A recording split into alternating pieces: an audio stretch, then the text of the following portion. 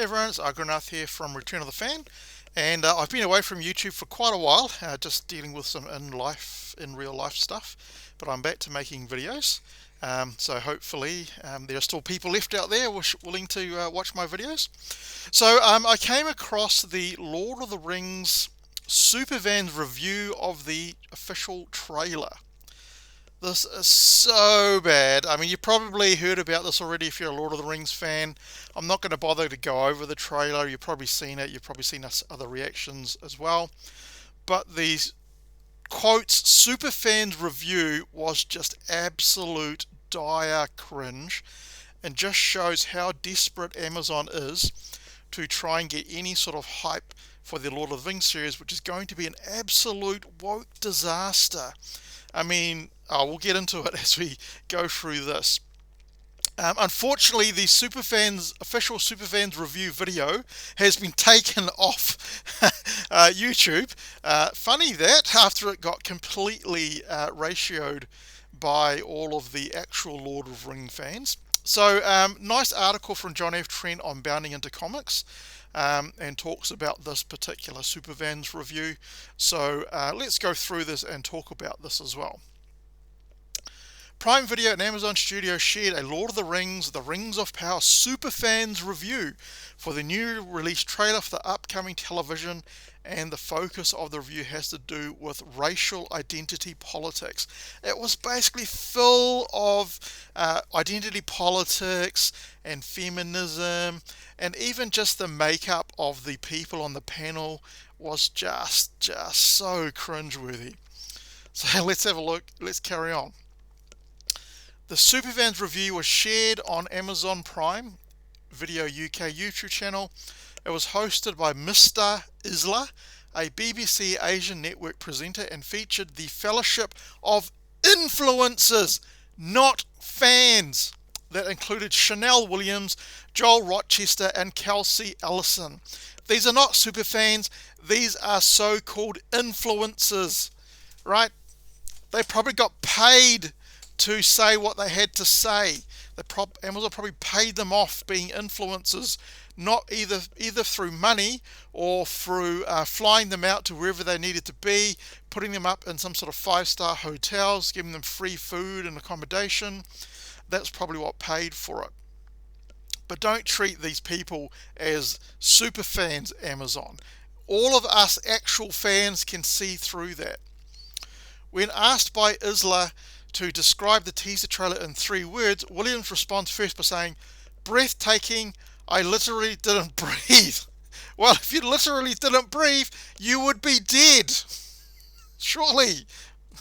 Williams, whatever your first name is. Exhilarating and intriguing.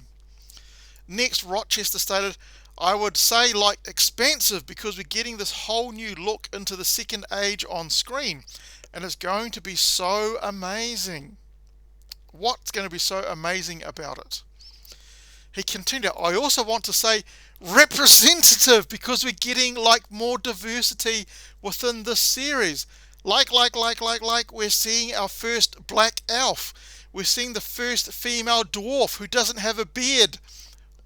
Tolkien specifically wrote that all dwarves have beards, male or female. Why did they not give this female a beard? Maybe we'll get into that a bit later on. I'm very looking forward to looking at that. That's all it is with these people, is diversity and representation. Who gives a shit whether the story is actually good? Who gives a shit as to what kind of cool characters are going to be in the show? Right?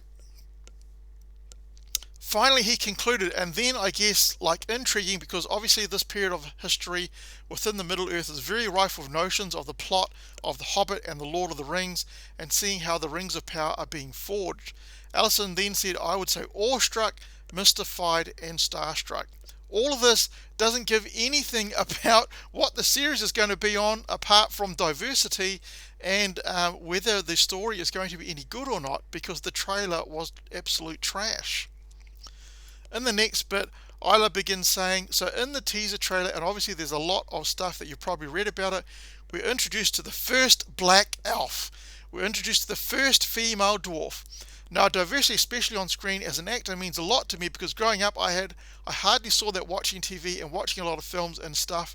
I never saw people of my colour. It's so exciting to see that diversity is being explored in the rings of power. So you never saw any black people in any type of movie ever?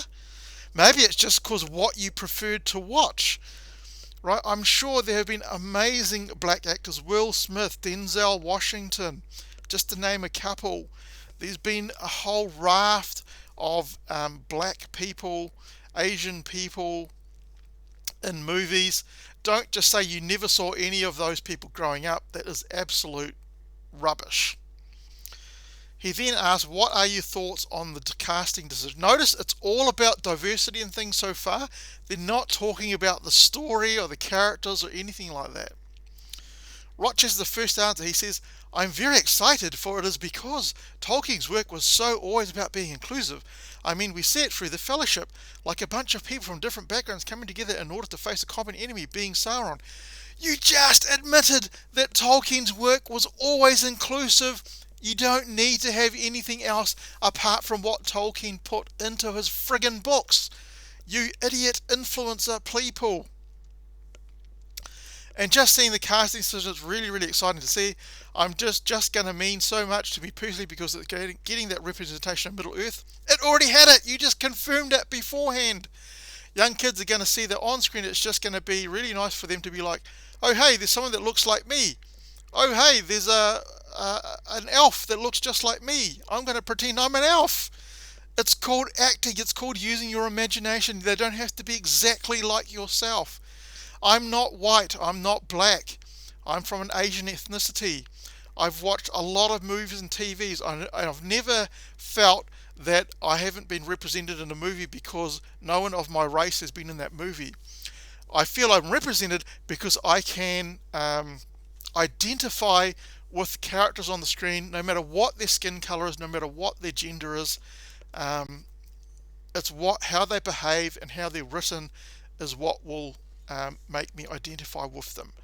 But these social justice warrior people are just nutters. At being like an elf and a dwarf, and it fills me with a lot of hope for the future Rings of Power, seeing much more diversity being included as well. He concludes his thoughts. Lads, it's going to be inspiring, right, for the next generation. Rochester confirms definitely. It won't be inspiring if the actual show is trash and the writing is trash and the storying is boring. You've got to have a good story, otherwise no one's going to bother watching it. Williams is then prompted to give her thoughts, in which she does. In the original film series, which I absolutely adored, but there are not many women in it, there are 3 women who are absolute kick-ass. You don't have to have half the cast women, right? That's what makes them stand out, because there's not that many women in the actual movies, but the ones that there are, they're all badass, they're all kick-ass, and they're all amazing. It'd be so cool to be able to see more female representation, to maybe see them actually interact with one another. So her whole thing is that, oh, well, these women aren't very good because they never get to talk to one another and sit down and gossip, I guess. It's absolutely disgusting, in my opinion. Just down-putting the female characters from the original movies. Alison adds, it just makes me so excited for the next generation, and because, as you said, pointing towards Williams, like growing up, like I was, all these likes, God. I was still excited about being an elf or a hobbit or joining in with it, even though I wasn't represented, like my disability or my queerness wasn't represented. So you still like the movies even though you weren't represented. That's what it's supposed to be.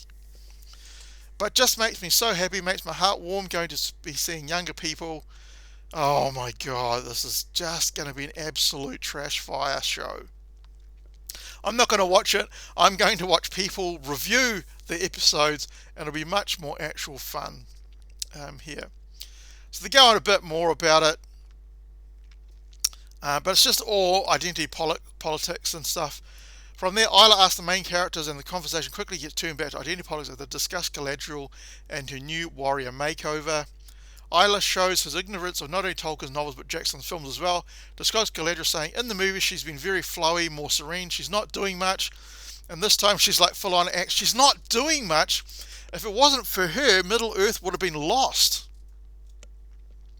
Williams then adds, "We are so far in the past. I'm so excited just to see this younger version of her, and there's so much." Again, it's all identity politics stuff.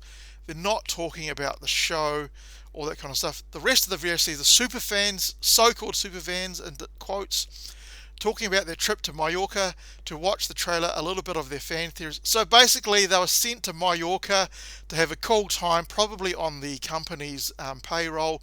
So no wonder they're going to gush and go on and on and on about this. You just can't take any of these Access media, I wouldn't even really call them media influencers, with any kind of certainty. So there we go. The superfans was not a bunch of superfans, a bunch of influencers paid some way for their views, and they were just gushing about this to try and drum up some sort of hype. It probably just turned off a whole bunch of Lord of the Ring fans from actually when they've actually watched that kind of stuff. Absolutely disgusting. Let me know what you think. Are you really excited about the Rings of Power? Will you be watching it, or are you going to be like me and watch people review and just eviscerate the episodes, which will be much more entertaining than watching the actual show?